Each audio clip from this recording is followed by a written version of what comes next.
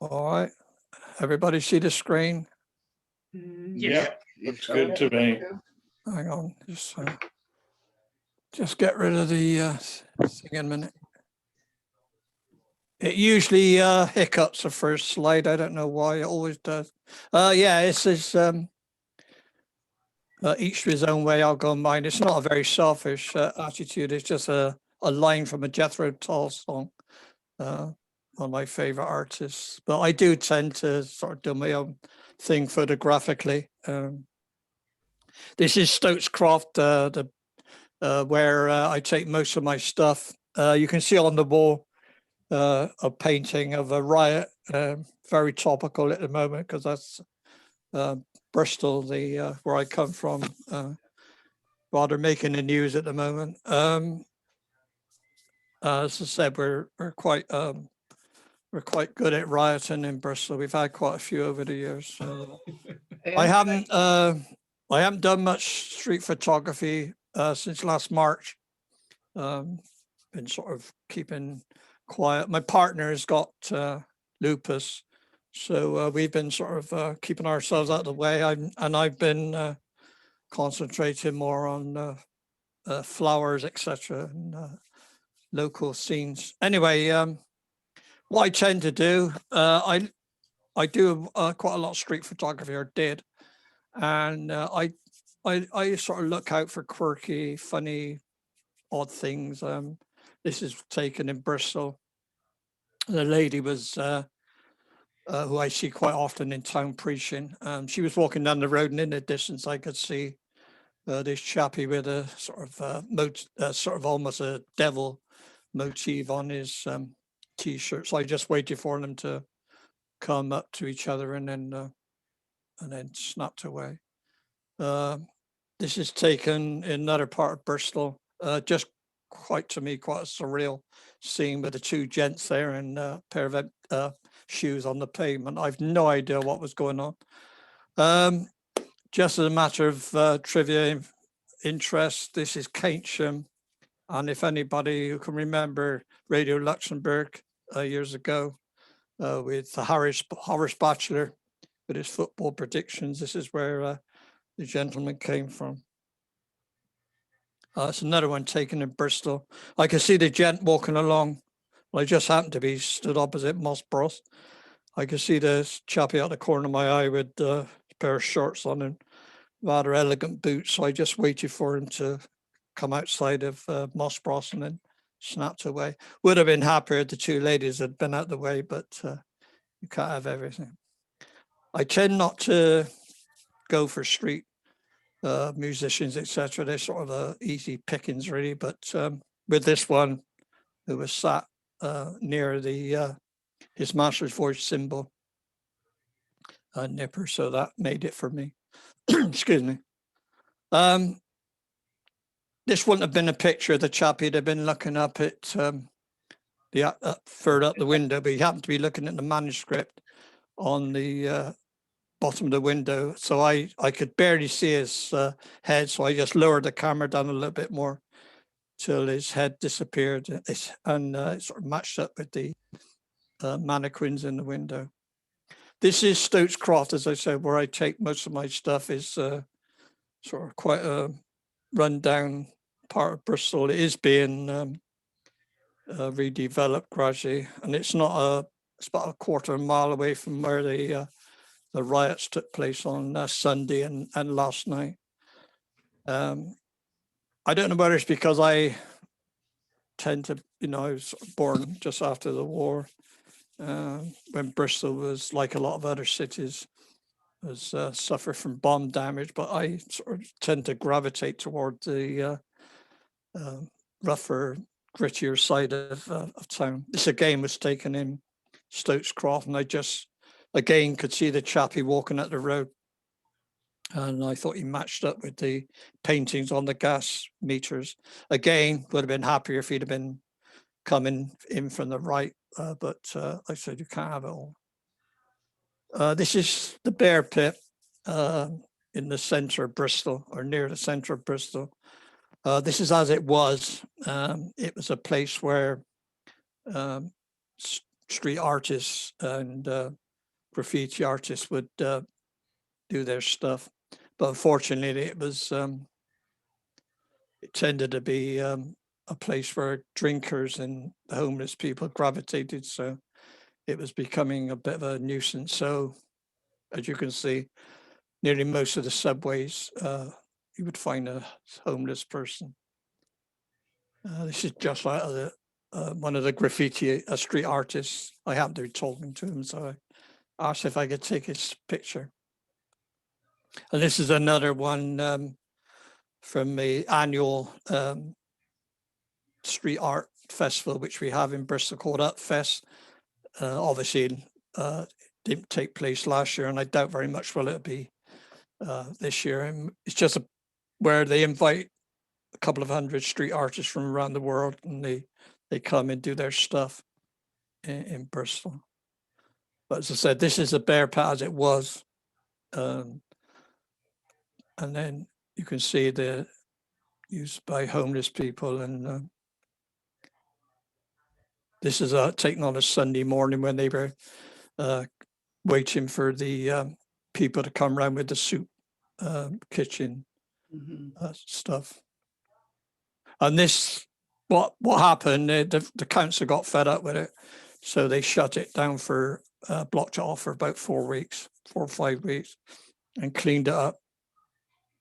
And this is just after it was reopened, and it was vandalized again within hours. And the company who came from up north somewhere are cleaning up every day. It's now calmed down, and you can see as it is now, but still used by the homeless people, quite frankly, because they've got nowhere else to go. And this is near where I was born. Stapleton Road is quite a notorious area now. This is the Wild Goose, outside the Wild Goose soup kitchen, where the homeless people and people in need go for a meal. Obviously, at the moment, they're only doing takeaway stuff. And this is another part of just off of Stokes Croft, where there's a homeless shelter there on the right, and obviously somebody is, for whatever reason, is in need of medical attention. This one I took quickly and then moved on. I think, I'm not quite sure, but 100% sure, but I think it was a bit of the old drug dealing going on. So I just took a quickie with the camera down on my side and then moved on. This is a couple, Phil and I go around with another chap called Phil, and we were talking to this couple, having a good old chat, and I asked if I could take their picture. Just as I went to take the picture, he turned his head and started talking to Phil, but I said to him, I wondered if he was ex-military, and he said, yeah, I am. How did you know? But his boots were absolutely spotless. You could see your face, and quite by chance, we had the word army in the background, which is another thing I like doing. I find it quite relaxing is blurred pictures, purposely blurring them or putting a slow shutter speed. So you got a lot of movement. It seems to be quite a flavor of the month at the moment. And but I usually do it when Phil and I are sat having a cuppa, and I put the camera on a slow shutter speed and fire away a bit. Or in this case, when I'm waiting for my partner to come out of a shop in the local mall. It does help if you get something that is sort of sharp to counteract the blur, or you can either actually just go for it and create a complete abstract. This is something I'm trying to simulate. There's a chappie on Instagram whose work I like. He does a lot of multiple images all on the same frame, and I can't work out how he does it, but I'm trying to. It's a great effect he gets, and this one obviously is gone to the extreme with going into the abstract. And this is you can barely see, but this is actually going down an escalator, and I moved the camera around with a bit of slow shutter speed. Spend quite a bit of time in coffee shops or tea rooms, especially at our age. And one thing I like to do, I like taking pictures of people in these situations. A lot of the time, what I tend to do is put the camera, rather than put it up to my eye, put the camera on the table, and on my phone, I've got an app which connects to the camera, and I can use it as a remote control. I would imagine most camera manufacturers have got the same thing. The downside of it, using the camera, the phone as a remote, is you get a slight delay between pressing the button on the phone and actually maybe just a second or so. But if you're trying to take something decisive, it can be, you can miss the moment, but most of the time it works. This is one of our favorite watering holes, Snacks Cafe in Bedminster, which is another area of Bristol which we frequent. Again, it's quite a rundown area and undergoing redevelopment at the moment. As I said, this is again putting the camera on the table and then having a little crafty snack. Fuji, very good. I can't speak for other film camera manufacturers, but Fuji's grain noise, whatever you want to call it, is very good, very film-like. And I've got no problems with rank it up really high ISO if necessary. In fact, I tend to put the camera on maybe 5.6 f8, 1/2 or 2/50 of a second, and then I put the ISO on auto and let the camera work it out. If you go on social media, some of the street photography, and I know this for a fact from a London photographer, is well versed in this sort of thing. Quite a lot of the stuff, or if it's too good to be true, some of this street stuff, it's fake. And this is Jeff, who you'll see later on, a big issue seller in Stokescroft. And I've cut him out and stuck him on various situations, but I wouldn't use these in the street photography scene. And these are just a few more that on a wet winter's evening, I mess around with. But as I said, if I do put them on social media, I always make it quite clear that they are composite and not true images. But it gives you a bit of fun on a wet winter's evening anyway.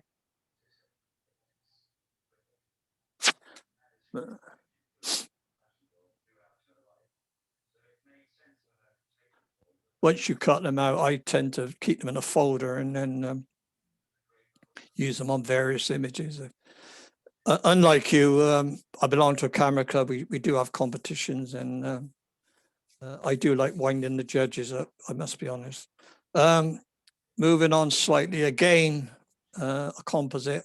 But this one and the next one, I did put it in a competition, 2 separate competitions, and didn't say anything. I mean, this was taken in Exmoor, and the chair was taken in Bristol. Well, I didn't say anything, and the judge thought it was genuine, as was this. This is tar steps in Exmoor. And I got away with it, and the judge genuinely thought it was flood. This one I didn't manage to get away with. This is down at Blue Anchor, and just off the beach there's an outlet which they call the submarine. So I took this picture one evening, and then when I got home I substituted it for a jar of pickled eggs, just for fun. When I go away on holiday, as I said, I do like the sort of seedier time side of places, and we do like to go to picturesque places. So when we go away on holiday, I tend to put my street cap away and then just do some landscapes or whatever. I wouldn't class myself as a landscape photographer or say that I'm very good, but I do enjoy it. And this is some of the ones are from North Wales. And this is the Black Mountains next to the Brecon Beacons. We went there in 2019 and stayed in this lovely farm just outside of Brecon. I wouldn't attempt to pronounce the name of the farm, embarrass myself. I do like clouds and sort of streaks of light in the landscape and simple landscapes. This is a farm that we stayed on. And as I said, the farmer said we could walk anywhere we wanted in the farm, as long as they kept shut the gates. This was one magical morning when everything, the mist and the sun came up, and they had a 3-legged dog called Skip. And as soon as I walked out the door and put my boots on, he would be there, and we'd walk around the farm for a couple of hours before breakfast. And I'd say I thoroughly enjoyed ourselves. This obviously is Castle Rigstones, Lake District. We stayed there about 4 or 5 years ago, and about a mile from the stones, and we went there as much as possible. And not once did we go there and find ourselves alone. There was always somebody, even 4 o'clock in the morning. Jackie and I went up, and there was a chappie from Swindon Camera Club there. This is the River Froome, which runs into the Severn. This is about a quarter mile from where we live. And I was fascinated for weeks with this little bit of twig that was hanging. I couldn't even see what was hanging, what was holding it onto the other branches, but it stayed there for about a month until the last strong winds blew it down, but it fascinated me. I must say, I tend a lot of my stuff I tend to do with Snapseed on my mobile phone or tablet rather than use Photoshop. I have got Photoshop and Infinity, but I'm quite happy to use Snapseed. Yeah, this looks a bit funny, I know, but this is something else I'm into at the moment. It's anamorphic lenses. Initially I started off with my phone. It didn't work very well with my phone. What it does, it squeezes it, takes the image squashed up, and then you go into your photo program and you stretch it back out again, and then you get this cinematic effect, the widescreen cinematic effect. I was put onto it by Dave Mason, London street photographer, and as I said, I tried it with my phone, but in the end it wasn't very good, so I decided eventually to buy an actual lens for the camera. I did buy it with the intention of using it for street photography, but at the moment I haven't. It's a 50mm one, and I haven't had much opportunity to use it. This is one morning when it looked as a promising sunrise, but it didn't come to anything, and then it sort of all clouded over, and this was the best scene I could get. This is another way of getting the cinematic effect. You can recognize as Western-super-Mare on one of the rare occasions when the water's in. I don't know if you know, it's the second highest tidal flow in the world. Anyway, this was taken with an 8mm fisheye, and as long as you get the horizon shape straight and you don't have too much in the way of things on the edge that are going to sort of bow, you can chop top and bottom off and get a nice, again, a nice cinematic effect. And this is just a lovely little sunset blue anchor. I don't print much anymore. I used to. I found out was running out of room. So what I tend to do now, I collect the images that I'm happy with in a folder, and then once a year I do a blurb book. I did one last year, but obviously last year was mostly garden stuff. This is Edward Colston's statue. Again, you may have heard back in June last year, it was pulled down by rioters and thrown into the harbour. It's now been retrieved by all accounts, cleaned up, and it's going to be used in the Bristol Museum as part of an anti-slavery exhibition.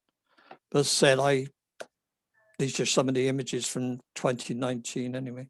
I used to go into Bristol before the pandemic on the public transport, but and if I saw anybody sat opposite was interested on the bus, I would sort of take a nice little snap of them.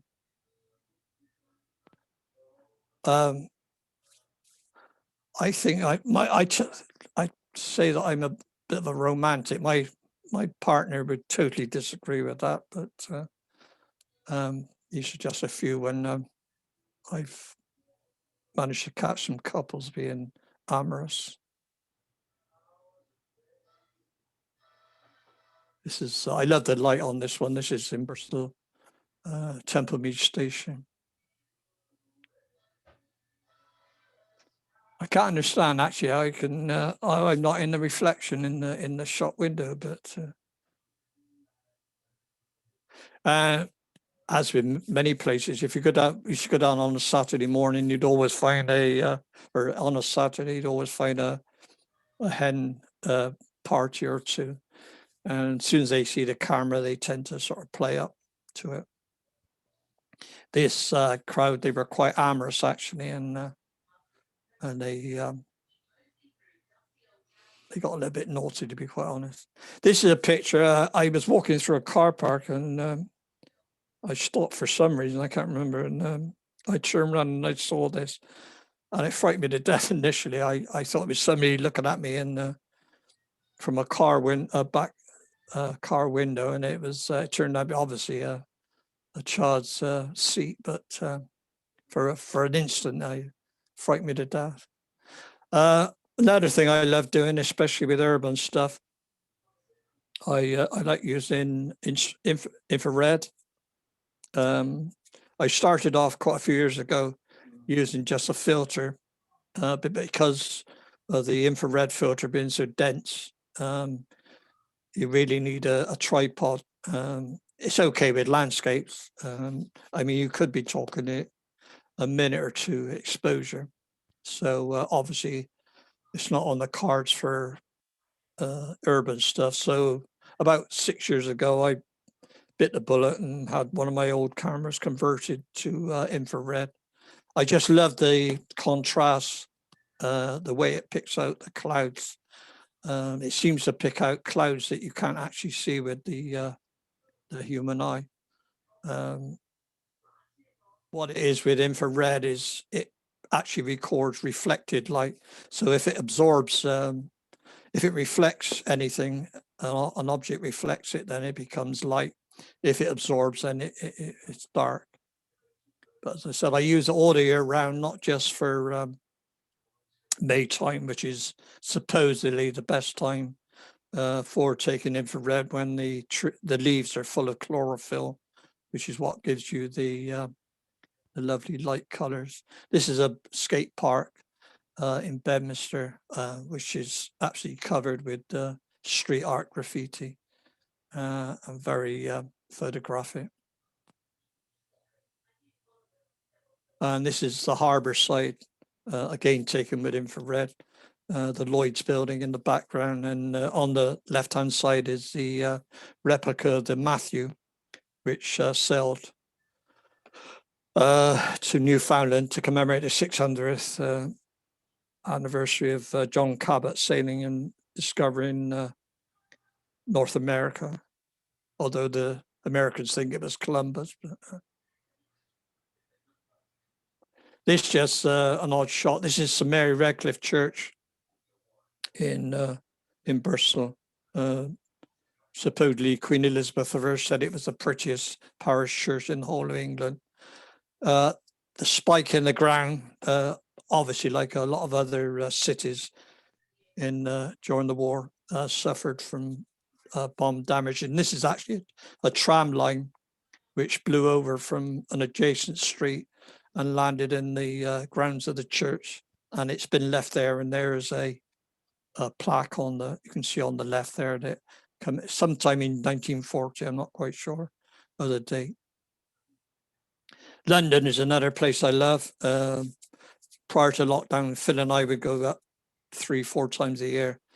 And even if I don't get anything, I always love walking around London.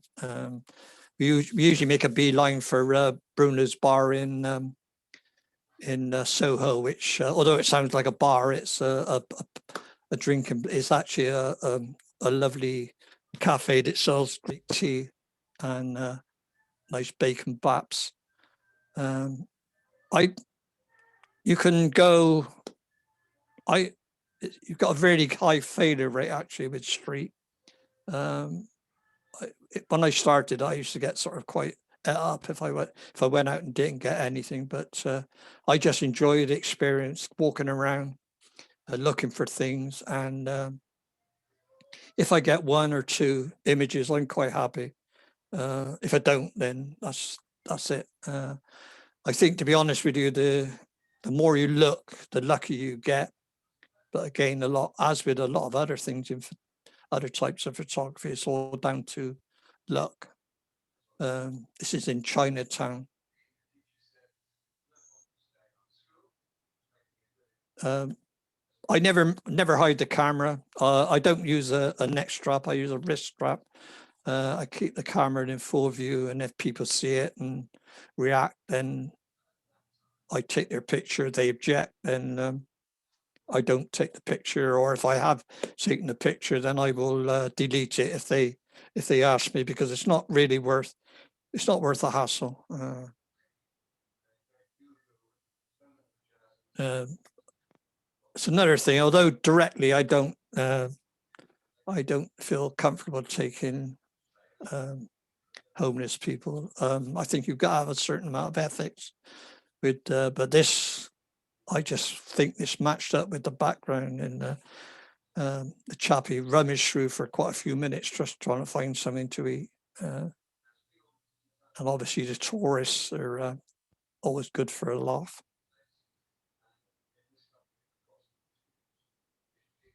Again, this is waiting for the coach to go back home.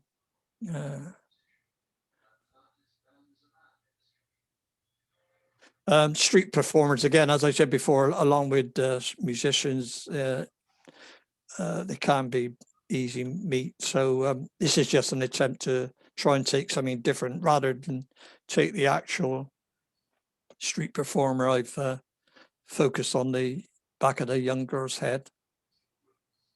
And again, tourists.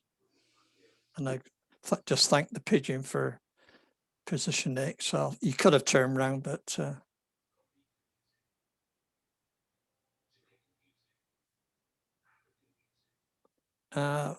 smartphone zombies are always good for a laugh as well. They come all this way and then spend their time gazing into their phones or tablets.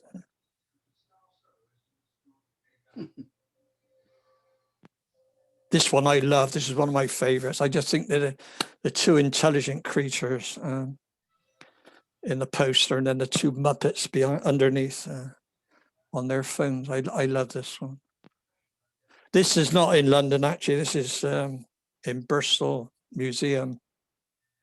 I've gone in there to use the toilets and was presented with this scene, and all but one of the kiddies are on their phones, you know. Some people get upset. Street portraiture is not street photography. Some people say it doesn't worry me.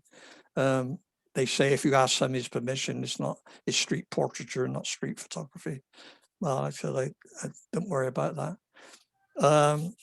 I do also take color, although I prefer black and white. Always have, right back into the darkroom days. This is one November. We'd gone up and it was bitterly cold, but beautiful day. And we just walked up through Covent Garden, making our way around. And then, as I say, presented with this scene with the light coming through and the window cleaner, or the swirls of the soapy water. I thought it made a lovely image. As I said, this is Soho again. One of our favorite spots. It's not as seedy as it used to be. There are the odd sex shop, but it's mostly coffee shops, etc. now. And this chap, I was amazed. He kept on doing, whether he's trying to get the phone to levitate, I don't know. But and this is just one where I always find it comical, is they're wondering whether the people are actually phoning each other. As I said previously, judges, I like winding them up. Now, if you put this in a competition, I can guarantee you the first thing the judge would say was, you got to get rid of that, those bright lights up in the left-hand corner. I think if you take it away, to me, it kills it dead. I don't know what you think. And I said, I don't take judges too seriously, to be quite honest with you. Apologies. With the lights in it, Ian. Much better with the lights in it. Sorry? I think it's much better with the lights left in. Yeah. It goes dead. I think. I mean, I purposely cloned them out. I do a lot of street photography, and you take what you see. You know, it's all part of the environment. That's right. Yeah. But I said the judges, it's all got to be on a Thursday. It's got to be nothing distracting. I know, it's daft. This one, again, my favorite. There's three people. They're all sort of all in their own little world. The chappie was watching street performers, I think, and but they're all in their own little world. And again, this is another one where you can see the street performer in the background, and I focused on the chappie here. Fortunately, I managed to get the lady in his glasses that he was actually talking to, and this is the lady in question. And well, what can you say? Yeah, just walking along the embankment, and both the lady on the right and the girl sat on the wall caught my eye as I raised the camera, let them smile. They were quite happy to have their photograph taken. This is quite a character you see. You've got around Soho, you always see this gent, dapper, all elegantly dressed, his boats are on, and quite a character. I don't put the camera away when it starts to get dark. Fortunately, my camera's got quite a wide aperture, f2, or I might take a lens that's maybe I have got a 1.1 lens, a cheap Chinese lens. It's okay. You can't have the center or the edges sharp with it. You've got to make your mind up. But for 1.1 and quite a cheap lens is fun to use. Obviously, some scenes are quite disturbing.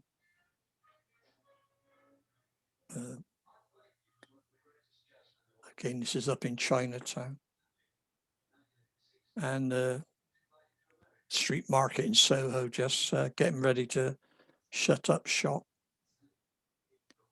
And this was there was a protest going on, anti-fur protest going on at the time, and we were taking some pictures of it, and then I looked up and saw this coach driver in his windscreen. I thought, with the rain on the windscreen, I thought it made a lovely picture. Again, this is all about light. Another thing I love doing is matching up colors throughout an image. I was put onto this by, I did a workshop by Kevin Mullins, Fuji rep and ambassador, I should say, and street and wedding photographer. And when we went on the workshop, that was one of the things. You had to pick a color and then try and find images that went out throughout the image. This is quite funny, actually, because when I took it, I assumed it was a phone. It wasn't. I got home and looked at it. She's actually reading a Kindle. So Again, this is red. And trying to, as I said, trying to find images that you can make the colors go out throughout the image. This was just, again, a bit of luck. I just happened to be looking at the hats, and Phil was making a joke about me buying one. And with that, the lady walked into the frame with one of the hats on. This is taken in Bath. And this is, I think this is one of the ones I took on the workshop, actually, with Kevin Mullins. Yeah.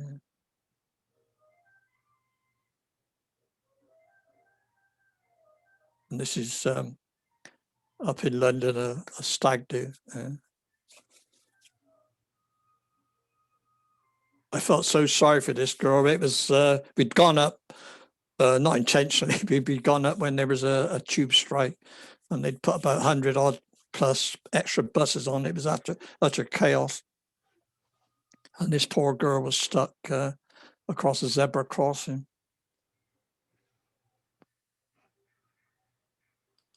Reflections now in windows, etc., quite often make interesting. These were taken up in Stokescroft. The shadow is yours truly. As I said, they can make some interesting abstract shapes. Looking through a frosted piece of glass. And pure luck, I managed to time it when this girl walked past, and it looks as though she's got Lily Savage type hairdo on. This is you're up around your neck of the woods. This is the Grand Central Station up in Birmingham. Great place for snapping. In my previous life, I used to deliver to Sainsbury's supermarkets, and quite often up around Birmingham. And I was looking this morning, actually, and most of the shops that I used to deliver to seem to have been relocated. The one in Northfield and Selly Oak seem to have moved to other, although still in Selly Oak, they seem to have moved to a different location. And this is purely posters reflected in the side panel of the inside of a bus behind the driver. And although this looks as though it's a multiple exposure, it is actually a reflection, as is this. I was never a great fan of Saul Leiter, and until I realized that the American photographer, until I realized I take quite a few images similar to him. So this is the Bristol Pride, reflected in the bus driver. This is one of my favorites, a total abstract. And that's tea time, if that's okay with you. Sure, yes. Yep. I've just sent out a message. I've got to leave now. So Can everybody turn the cameras off apart from Ian? yeah, of course I can. Yep. But anyway, I'm sorry, but I'm gonna have to leave. So I'll leave the recording running because I can't pause it and then restart it when I'm not here, can I? So anyway, see you later. I hope to see you later. All the best, John. Have a good day. Yeah. Everybody happy to have a break, or do you want me to carry on? I'm happy to you to carry on, Ian. I mean, Okay, yeah, no problem. Yeah. quite interesting because my daughter lives in Bristol, so it's good to see. What part? She lives in Horfield, but Oh, yeah. Yeah, my partner, my partner used to live in Horfield. yeah, but my son-in-law's got a restaurant on White Ladies Road. Oh, right, yeah. So Yeah. we're quite often, not lately, but we're quite often down in Bristol. Yeah. We live just out, well, in the suburbs now, but I was actually born If there was a Bristol version of a Cockney, then I would be a Cockney, I think. Yeah, right. I lived in Bristol for quite a while before I came up here. And funny enough, I used to work not far from Stokescroft in Yeah. St. Paul's. Yeah. So I know the area well. Yeah, it's great. As I said, it's Indeed. changing. Yeah, There's quite a lot of redevelopment going on now. yeah. I really enjoyed living there. Yeah. I really Right. did. This is back Thank on. you. Ian, before you move on, can I ask a question? You know, Yeah, the sure. presentation about 10 minutes in, you said you were following somebody that does sort of blurry photographs. Yeah. What's the guy's name? Can you remember? No, I can't. I'll find out and I'll email John if Okay. that's okay. Yeah, thank you. Yeah, I don't know how he does it. It's fantastic. I tried it. I mean, I can only do two images on the same frame with my Fujis. Yeah, it's just good to look at to get some inspiration sometimes. Yeah, I will do that. I'll make a note of that, and I said I'll email John. I got a feeling it's something Barnett or something. Okay. Yeah, I'll look him up and I'll email John with the info if that's okay. Thank you. Right. Yeah, back onto the old Ermine. This is Bath, as you can see, on a rainy day. Back into the infrared again. I said I just love it. I did actually go out last evening. By chance, and it looked as though it was going to be a nice evening. Walked along the Froome for an hour or so, and I got two lovely pictures I'm quite happy with. As I said, I just love the contrast it gives you, and I do like high contrast images. And what I tend to do with infrared is I put it on spot metering, and then move the spot around till I find the exposure I'm happy with, and then snap away. I go for the highlights, but the shadows can go wherever they want. I'm not worried about that. It does tend to pick up folds in clothing as well, much more than ordinary film. It's quite funny because in film, if you can remember, used to use the UV filters to cut down the UV light with film, which film was sensitive to UV light, and digital cameras are the complete opposite. They're sensitive to infrared light. I like this one. I think it's just like a chess pieces on the board.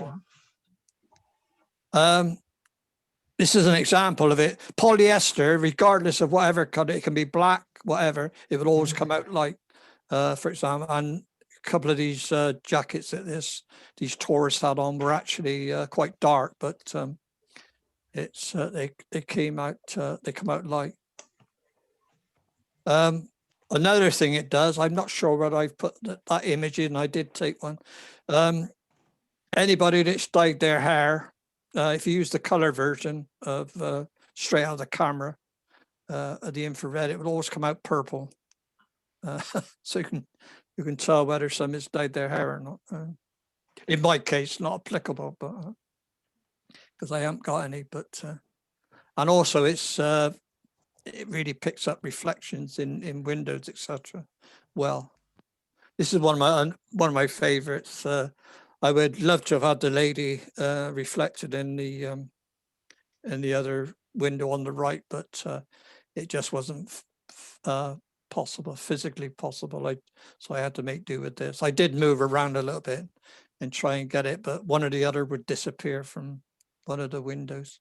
This is St. Nick's Market, very popular during lunch times, especially. There's quite a few food outlets that office workers, etc., frequent. And this one, Phil and I were just sat down having a cup of tea, and a bus turned up, and I just waited a minute or so until a lady came along to match up with the sign on the bus. back into a little bit of the old landscapes again. This is Frenchy Moor, which is about half a mile from where we live. It's a National Trust property, or owned by the National Trust, and just a little bit of moorland. And this is a pond. It is on the thing. Same place, just a little different treatment, trying to get maybe a little bit of a lith effect. You can see from the previous one, if I can go back, you can't quite see, but there's 3 trees on the right hand side. And then after we had, oh God, I'll get there in a minute. When we had one of the gales a month or 2 back, the tree in the middle blew down across the pond. This is, with my settings anyway, this is how, this is the raw file straight out of the camera. Barely any color at all. If you go further down to the lower 590 or 650 nanometers with infrared, you would get a little bit more color. And after 720 and further on, then it becomes pure black and white. And then this is the same scene after I converted it and fiddled around with it for a bit. I do find it quite a lot harder to get the results I prefer with infrared because of the high contrast, especially with landscapes. But it's well worth the effort.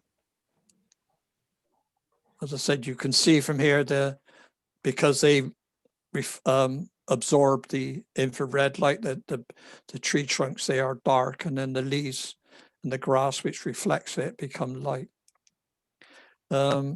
Again, although it doesn't look like it, this is still infrared. This is Britannia Wood, about a quarter mile again from where we live. And in November the 6th, on November the 6th, 1957, Bristol Comet was returning to Filton Airfield on a test flight, and unfortunately crashed into these woods, and all 15 members of the crew were killed. So they renamed it Britannia Wood. This is Tintersfield, National Trust property near us. And again, you can see I love, you don't have to take it in fine weather. I use it in all types of weather, rain, sun. And again, this is what they call color mixing, channel mixing, I should say, which a lot of people like. I don't particularly. Sometimes it works. And what you do, you go into Photoshop or whatever, and you alternate the. Has anybody lost their sound? Oh. Oh, fine. No. No, Okay. no, it's fine. Oh, good. All right. Yeah, it's you move the alternate the red and blue channels in channel mixer, and then you end up with this what they call false color.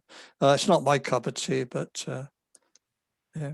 If you should visit the RPS in Bristol, it's now moved into Bristol, near St Philip's. Take time and pop over the road into Arnoldsville Cemetery. Prior to the latest lockdown, Phil and I would meet up about once a week and walk around. Phil likes taking flowers now, and I would take my infrared camera, and it's made for infrared. It was going to be all bulldozed down and turned into housing, but there was quite a kerfuffle, and the council eventually forced the property developer to sell it to them, and it's now in the hands of a trust. Unfortunately, 70% of the trees in the overgrown cemetery are ash, and are going to have to be cut down due to ash dieback. So that's going to make a hell of a lot different. But it's a fantastic place, really. This is Avebury. There's another. I just said I love the clouds, and This is Wells. And this is the railway station about a mile from where we live. It prior to 1966 was quite a thriving railway station, but thanks to Mr. Beeching, and it is now a cycle track, although the actual railway station is gradually crumbling through lack of council doing anything about it.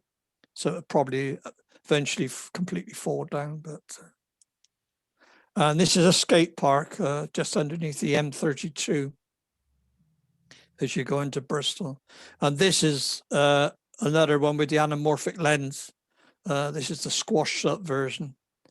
And then when you de-squeeze it or de-squash it, whatever you want to call it, you get the, again, you get the cinematic. The difference between an anamorphic mainly is the front element, instead of being circular, is oval. So when it takes a picture, like I said, it squashes it up. And then you have to resize it to this 24 or 2.4 to 1 ratio to get the cinematic effect. I have tried it with a few street shots, but as I said, I haven't been out much in the way to do street photography. So I haven't got many, I'm afraid. This is it using on the infrared camera. I don't know if you know anybody that does do a lot of infrared. A lot of lenses suffer from what they call hot spot, which is a circular hot spot in the middle of the lens. It's peculiar to infrared. A lot of lenses are okay, a lot of lenses are not. But if you should want to venture into infrared, if you go to a website called Colaris.com, it's an American company who do conversions. They've got a database there listing most of the camera lenses, Nikon, Canon, Sony, etc., and whether they're telling you whether they're good or bad for infrared. This anamorphic lens is okay up to f.4, and then after 5, 6 and further on, it becomes horrendous. So, I'd say this is another example of the woman had a dark jacket on, but in infrared, it's come out light. Once a year, as probably many other cities, we have Pride. Obviously not last year, and I don't think it's going to go ahead this year either. It's a great event. I love it. Great photo opportunities. This one was actually taken with an 8mm fisheye. I find it a bit gimmicky. I don't use it very often for street photography, to be honest. I prefer to use my old Fuji X100, which has got a fixed 100 23mm lens. Again, I ask permission most of the time prior to and after the parade, obviously not when the parade's going on. And it's one of the rare occasions when I tend to take 2 cameras. Usually I only take 1. And then with parades, etc., I will take a camera with a zoom lens on to pick out people from the crowd. But as I said, mainly I just stick to the 1 lens, camera and lens, because I find it simplifies things. You're not messing around wondering what the focal length is, etc. And as I said, most of them are quite happy to have their photograph taken. And if they say no, then I say, thank you very much, have a nice day. It's not a problem. This young lady was in the parade, and she saw me and smiled at me. And back on, obviously it's a very colourful event.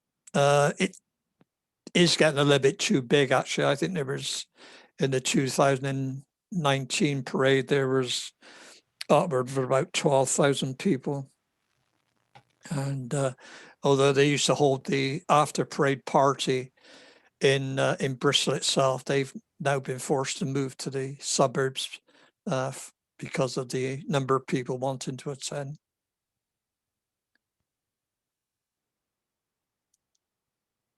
It's another one picked out from the crowd. As I said, it's a great. Obviously, you would have the same thing in Birmingham.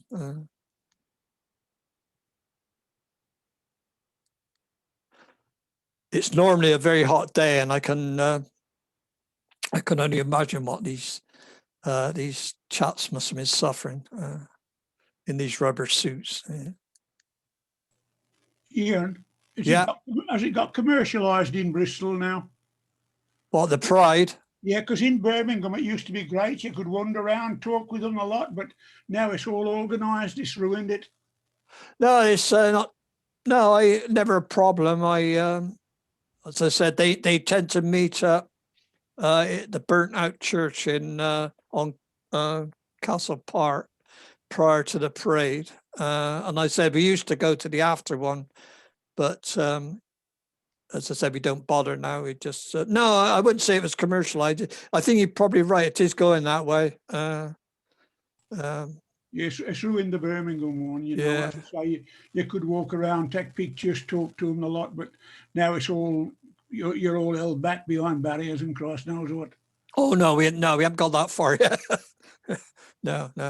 Again, this is something else I like doing rather than go up behind somebody if they're using their phone or camera and focus on the screen and their camera to record the scene. Just to get a different viewpoint, to be honest with you, is just try and get something different. Obviously, I use a lens. I wouldn't go out there with a 23mm, frighten them to death. I obviously use the zoom lens for this sort of caper. I didn't know what these chappies were, or they do their face white. But it's the name escapes me at the moment. And afterwards, we just strolled around, taking the odd people that that might be still about. This is a bar in Corn Street, and I just like the way that the couple were sort of matched up with the sat behind the two, and luckily they were the table that they were at was white, and it reflected some of the light back up onto their faces. These are just a couple more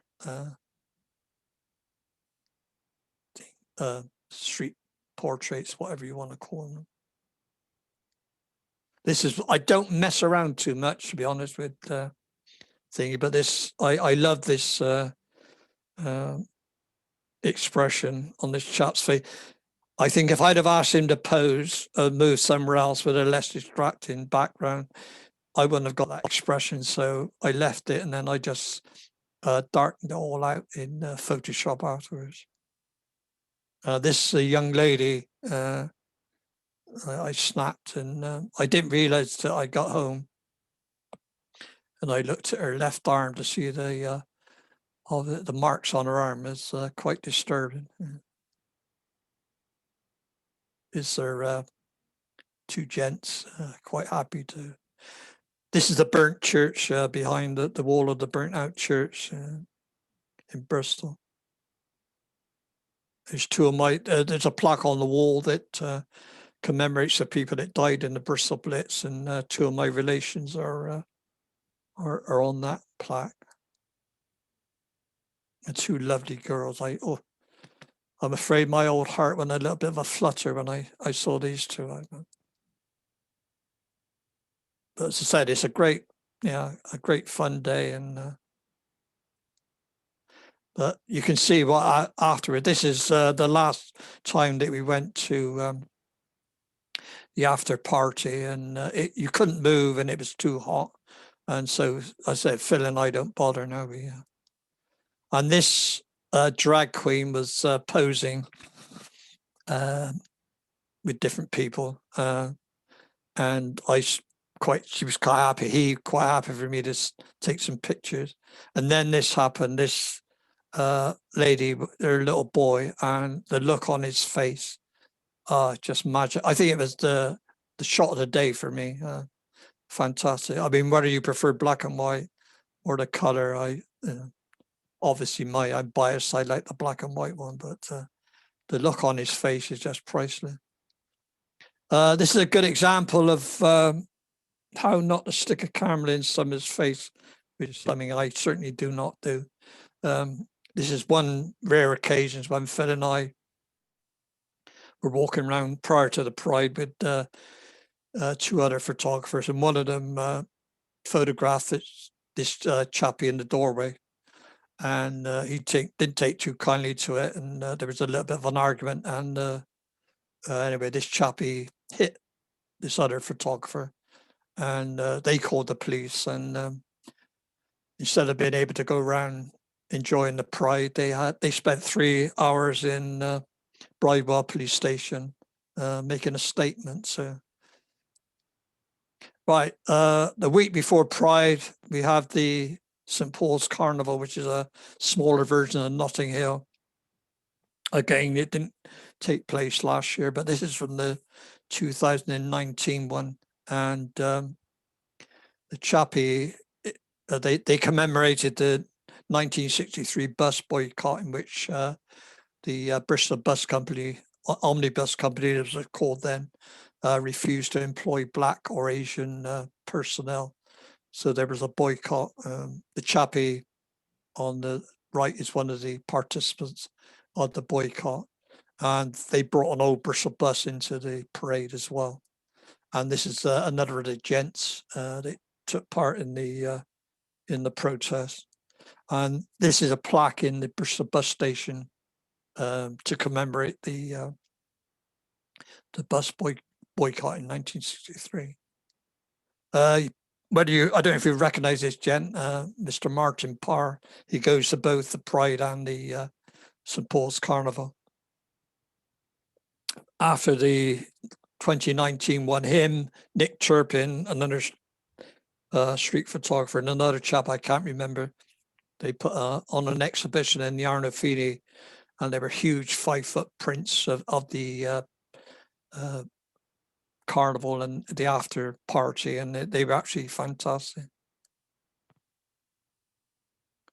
It is, again, it's difficult to sort of fight because there's so much going on, and you're being sort of jostled by people. It's difficult to, again, if I want to take some of his picture, I asked. This was quite funny because there was 3 of us. The lady was quite happy to pose, but we were trying to get her to bring the brolly down further down her back so that she blocked out the bamboo canes. But with the 3 of us trying to direct her, she was totally confused. So in the end, we gave up. But she was very accommodating. This young chappie was quite happy for me to snap him. This is Martin, not another chappie we know. Just out of curiosity, the church behind my great grandmother is a church my great grandmother got married in. Back to the old. This isn't a case of incontinence. I don't know if you know. Once a year we have Aardman Animation is the home. Based in Bristol, and once a year they have a Wallace or a Gromit thing. He goes around they put the statues up around the city, and people go around with their children marking them off. Anyway, this chappie had sat down on the plinth, which you can see on the left there, and unfortunately we'd had a little bit of rain during the night, and he sat in a puddle, and he was quite amused, but his wife was not very. This is the actual grommet plinth that he sat on. And this is another year when it was Wallace's turn, and the crowds queuing up to have their photograph taken. I said I got a sort of wicked sense of humor. This was taken in Bath.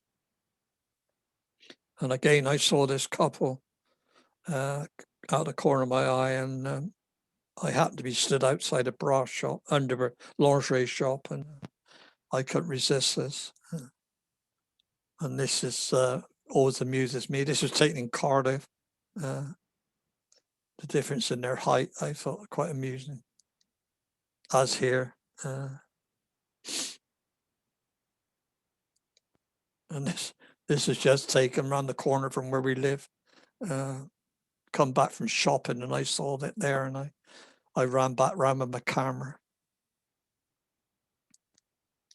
This is one I put in for competition. I just associated the 4-for-3 mix and match with the 4 OAPs, but it's one of those occasions where the judge just didn't get it.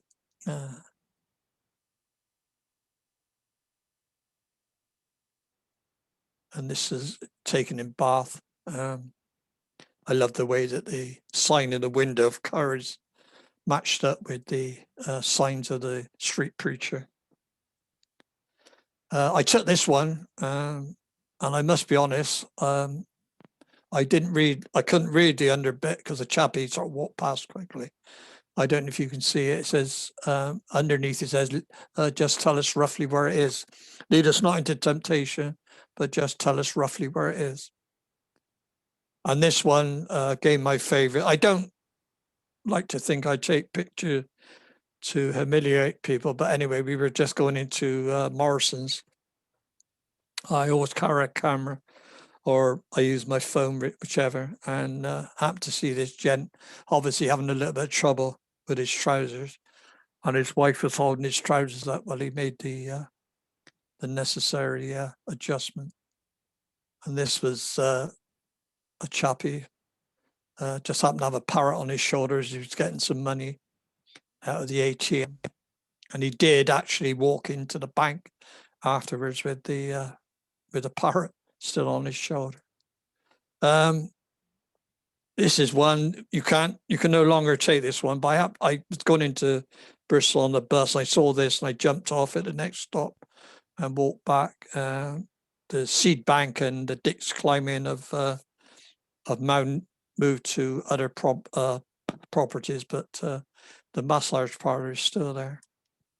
And this is in Corn Street, the register office. Phil and I usually have one of our pit stops is Sean's Tea Hut, and it's about 20 yards down the road. So we keep an eye out, and if there's any interest in weddings, we pop up and take a few shots. And this was a Jurassic Park themed wedding. And here's some of the guests afterwards. I'd love to have seen the look on the registrar's face when they stood in front of them for the ceremony.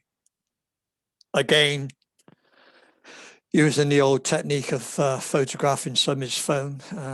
Unfortunately, I don't know whether the chap realized he had his finger over the lens. Right, this is Jeff. You may have seen further on back a while with the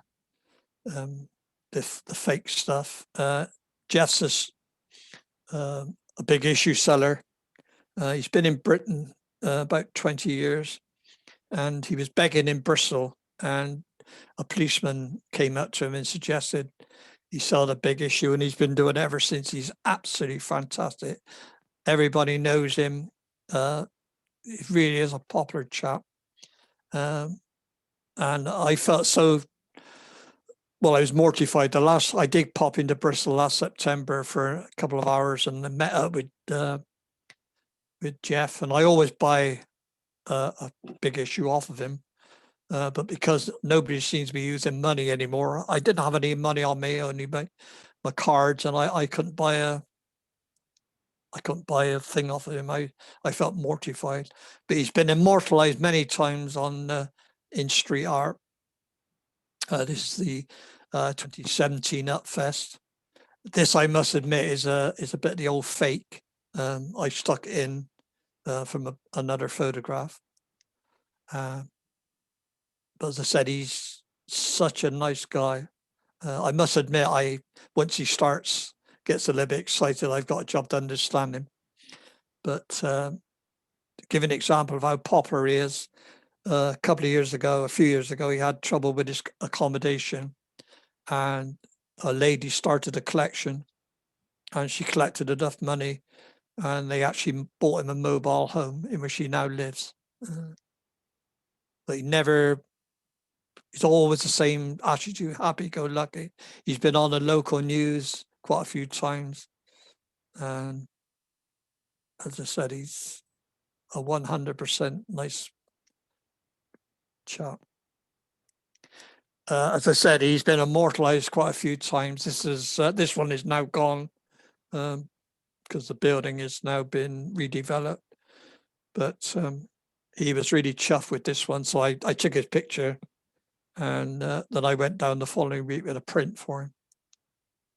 This is Graham, another big issue seller. I used to see him quite a bit. In fact, the first time I saw him was many, many years ago. I didn't realize until I looked back in my archives that I in Top Nest many years ago. And a year prior to this photograph, I chatting to him, and he said he had to go into hospital. He had cancer. Anyway, luckily, a year on, I saw him again, and everything's okay. He's clear, which was good news. This is Turbo Island, much beloved of the drinkers and etc. It was a boot factory prior to 1940. It was bombed, and it's been left vacant ever since. Nothing's been ever done with the land, but it just tends to be used as a dumping ground. You'll find a settee there one week, and then you find the following week it's just a pile of ashes. As I said, nothing ever gets done with it. This is a street adjacent to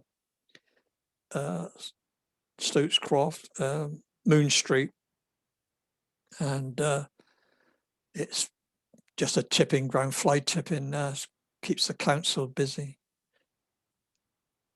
And this might look like a homeless person, but actually it was taken at Christmas time a couple of years ago, and he'd been shopping, and I think he'd had a few too many sherbets and overcome, and he just sat down. And I purposely took it so that you can't see his face, but he was fast asleep. And this again looked ominous, as though a chappie might be rolling a joint, but he works in one of the buildings on the left there, and he'd just come out in the alleyway for a cigarette break. This is a rather sad reflection of today's society. Yeah, back to it, some infrared now. This is the Upfest festival, which prior to the pandemic used to take place in Bedminster once a year. Phil and I tend to go over there after it's all over, because it's such a crowd and you can't take pictures anyway. So we just want to record the street art that's been taken. But as I said, if you go over while it's going on, there's so many people, you've got a job to get a clear shot. And this is one of the last ones, obviously prior to Brexit. And you can see this is on one occasion where some talentless idiot had gone down the whole length of the street during the night and sprayed over every piece of artwork with black, gone down the whole street, and it was absolutely disgusting. This is Moon Street again with the old infrared.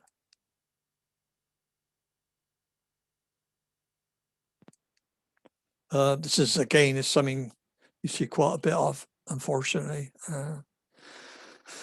Tents for the homeless.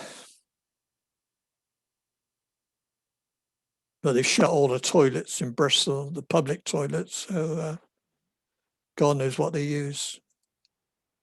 Again, I said I thought long, well, not long and hard, but I didn't know whether to take this shot or not. Obviously, a chappie on one of these super drugs, and he's right out of it. And a young couple were phoning for an ambulance. But I thought, yeah, I'll take it. I can always delete it if I'm not happy with it later. But and this was in the doorway of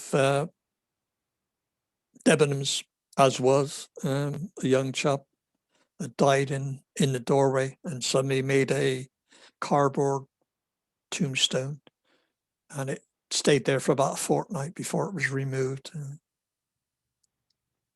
Another thing I like doing is I'm not the world's best speller by a long shot, but I do like recording misspellings. Another little, I don't go out with a set idea. I just keep a few ideas in my head, and if I see anything that fits in with that, then I'll take it. But I don't really go for projects, to be honest. This is a couple of years ago. It saw sprayed quite often around Bristol. Anna's with us. Had no idea what it was about, so I Googled it, and it appears it was a waitress who worked in one of the coffee shops in Stokescroft.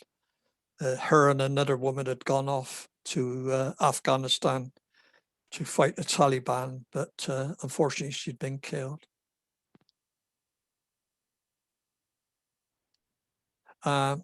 This is a student suitcase that I presume had been stolen by somebody and rifled for whatever, and not finding anything that they wanted, just left it.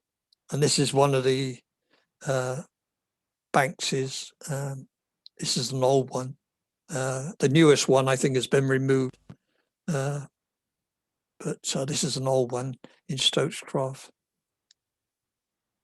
This is a pre-pandemic one. I just happened to be walking back to the bus stop and saw the gather sign, which fitted in with the bus queue.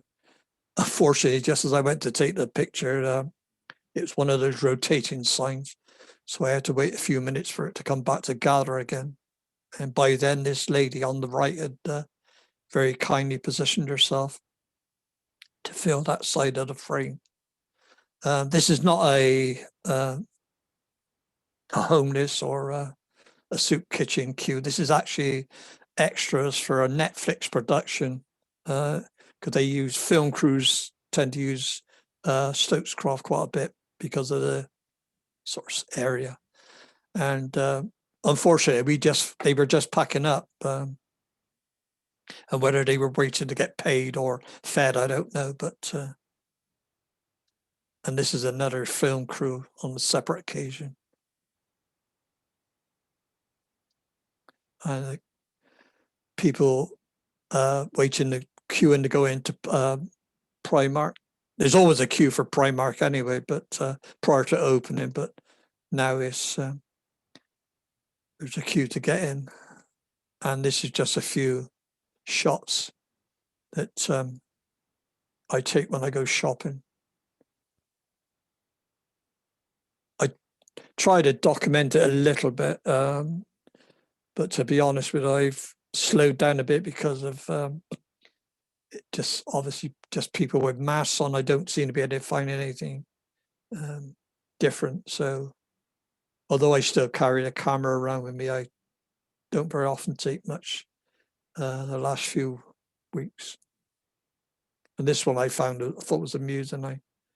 I didn't know whether the chappie thought they were face masks or what. And just some records of the signs that we've come so used to. And this was the first occasion which I saw a face mask vending machine. This is taking some Warburgs. Make of it what you will.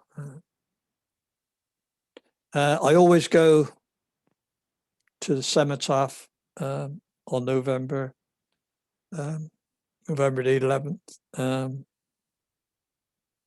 I'd say two of my relations, my grandfather's brothers were killed in the First World War. But obviously this year, not being able to attend, I sat and watched it on the television. I thought I wanted to record it, so I took a picture of the television screen with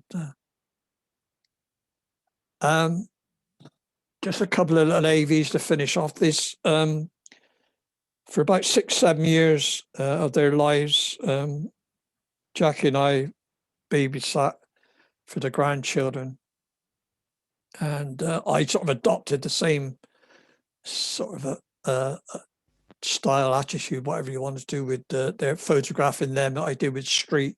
Always kept the camera handy and just waited for that odd moment. So this is just an AV of some of those moments that I think personally are much better than if you got them to pose.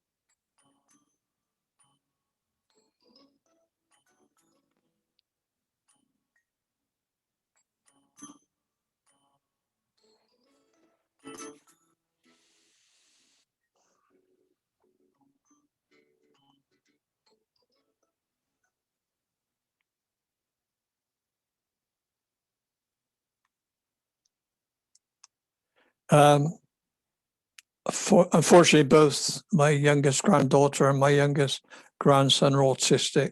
My granddaughter is not quite too bad. She's very bright, but the grandson is a little bit further down the old Asperger scale, I'm afraid. And this is taken last week on his 4th birthday. We popped over to my daughter's and sort of sat in the garden for an hour. And he was in a hot tub, but yeah. As I said, I've not done much in the way of street, if any at all, to be honest, since last March. And I've been doing quite a bit of stuff in the garden. Fortunately, we've got Jackie maintains quite a nice garden. She gets rather annoyed when I pick flowers to photograph, but doing this sort of thing was quite a steep learning curve. I it took me about a fortnight of taking insects, etc., before I even got anything near a sharp image. So these are just a few of the images that I've taken in the last year during lockdown.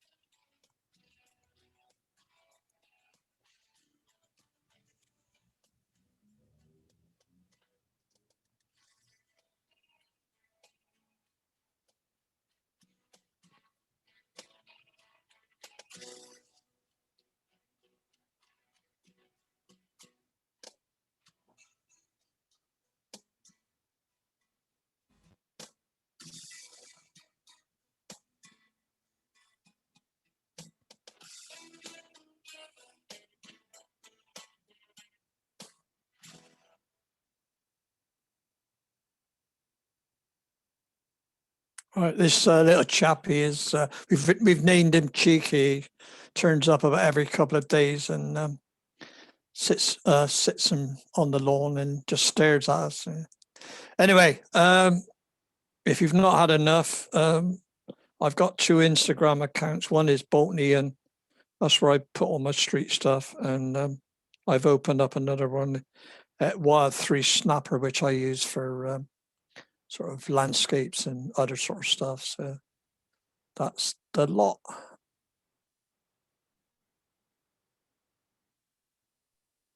Right. Very good. Very enjoyable, Ian. Very good. Thank you very good much. indeed. Very Thoroughly enjoyable, Ian. Thank you. Brilliant, Ian. I did Good miss mix. the commentary on your infrareds. I lost the sound, so I'll get Oh. John to send me the recording if he'd be kind enough. Because I do a lot of infrared as folks in the club now. And originally I had a Nikon converted, but when I went over to Fuji, I'd got an XE2 and I bought the XT2. So I've had that converted. Mm. Yeah, I got an XE1 I've had converted. As Yeah. I said, I'm going to have to get another one done if that one packs up. But you were saying about doing it in dull weather. I saw a talk years ago, but in the film days, by a guy named Hugh Milsom on infrared photography, and he said how effective it was in dull weather, and it is. It's absolutely brilliant. Yeah. There's I don't know if anybody takes the black and white photography magazine. I think it was the last issue. There was an article by 2 photographers and they purposely take it. They don't take it in bright conditions, you know. They fantastic images. Yeah. It gives it that bit of a punch, doesn't it? In a flat Oh, day. without doubt. Yeah. You on your black and white, Ian, do you take most of them in colour or do you shoot in black and white? I set the camera to JPEG and RAW, so I've got the color images. The reason I set the JPEGs to black and white, I found years ago I was sort of getting out of the habit of looking in black and white. So I thought if I shoot in JPEG with the black and white, and then I've got the option of sort of either. I must be honest, I'm quite a lazy person. 9 times out of 10, I use the JPEGs anyway. And I use Snapseed a lot, I must admit. I don't know if anybody else does. Well, the JPEGs off Fuji's ain't bad at all, are they? Oh, yeah, especially the Acros. Oh yeah, I love that cross. Yeah. So, but yeah, I'm very lazy. As I said, I tend to use Snapseed a lot on my tablet, and I just wish they do it for PC as well, but they don't.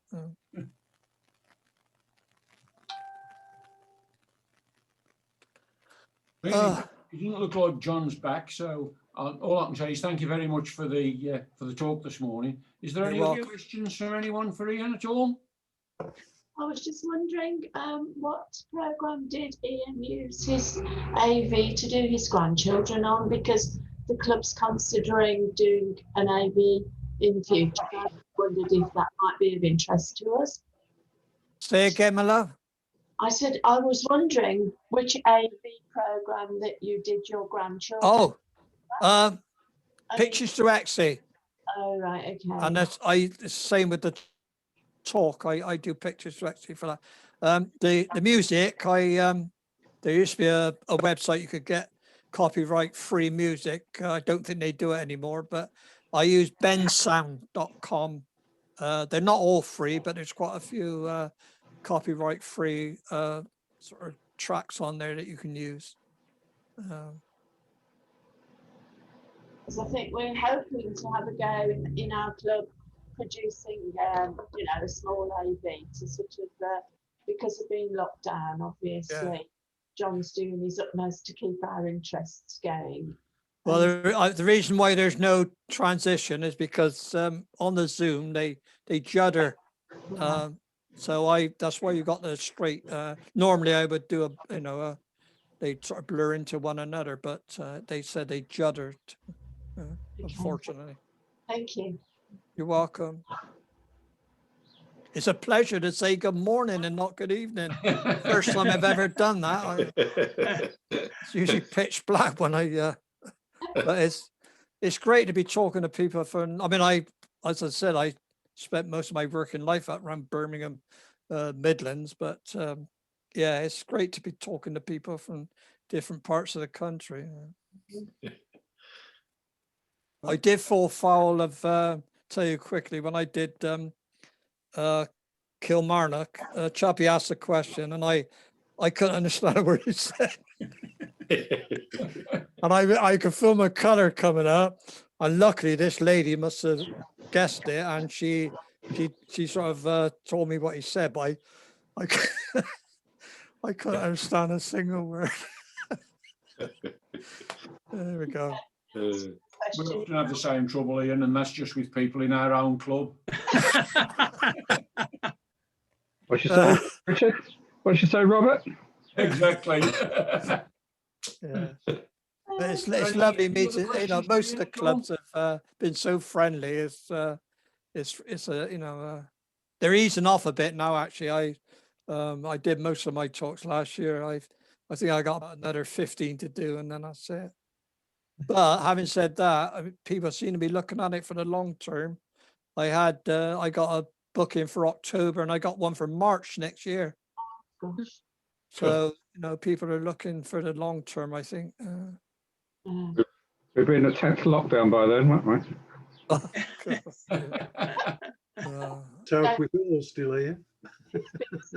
It's certainly been another one, there's no doubt about that. But Oh, well, yeah. Wave 3. Yeah. There we lovely go. to have the opportunity to see other people's work. So thank you, Ian. Yeah. Yes. Thank you. You're very welcome. It's very enjoyable, Ian. thank you very much. Thank you. Thank you. Excellent variety. Yeah, Bye. very good. I wish you farewell and keep safe and Yeah. look after yourselves, etc., etc. Yeah. Yeah. You too. Thank Bye. you. Thanks very much. And I will email that chappie to John. Good man. Thank you for that. You're welcome. All Oh, right, he's just bye. arrived back. Bye. Bye. Bye. I'm back. Thanks, Ian.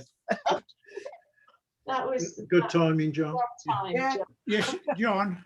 Yeah. If you could, I'd be very grateful if you could email me that recording, because as I say, when most of the infrared was on, I'd lost my commentary completely. And in the finish, I had to leave the meeting and come back in